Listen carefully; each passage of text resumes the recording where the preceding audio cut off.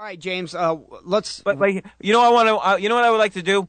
I'm sick of economists. Mm-hmm. So I haven't read or looked at a Wall Street Journal in about a year or 2 years. But you know, I knew I was going to come on the podcast this morning, so I at least looked at the headlines when I went for my coffee this morning. Okay. And I couldn't even read past the headlines. Like, economists are so stupid about how they analyze the economy. I can't stand it. So I don't know, Aaron, if we have time, but I kind of wanted to give an actual history of the economy of the past 100 years. Let's hear it. In 60 seconds. So I don't know if you have even a better or something. Actually, I am ready.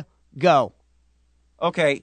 You had World War I. For the first time ever, Europe needed America's help, so America became the largest global economy, which is the first time ever. So then we backed out. We didn't get involved in all the reparations. So we boomed.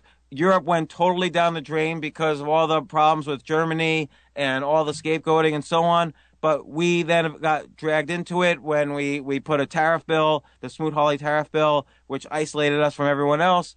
We had the Great Depression, World War II. Men left, little boys left to start killing people in World War II. So women went to work. When the men came back, women didn't want to go back home, so we had double income families. The economy boomed in the 1950s. We moved to the suburbs. We bought 2 cars. We bought TVs. We didn't want to give it up.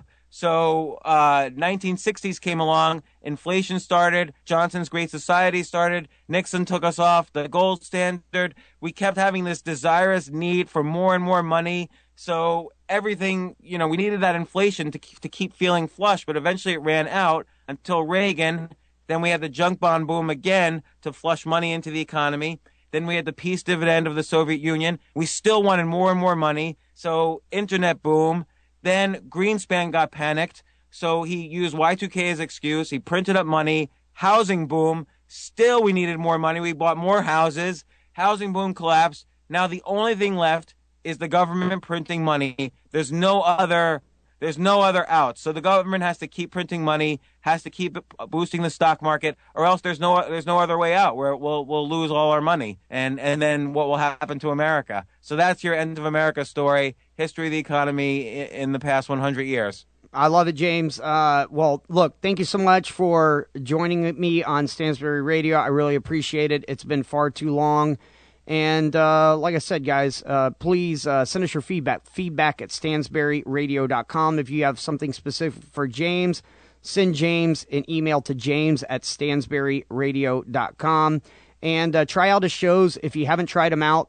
And I know you have some big things working that we'll be announcing towards the end of the year. I think our listeners will be very excited to hear your ideas because they're going to be financial. They're going to be how to increase your income. They're going to be how to become a millionaire without playing the foolish games that the government wants you to play and society wants you to play. Or that I have played in the past, too. I've been incredibly foolish in the past. And I'm looking forward to that. You know, I'm going to do everything I can to help you build that brand. So I'm excited.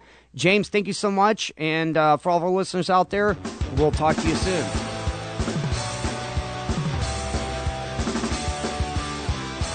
Stansberry Radio is a purely public broadcast and is not intended to be personalized financial advice for any individual's specific situation.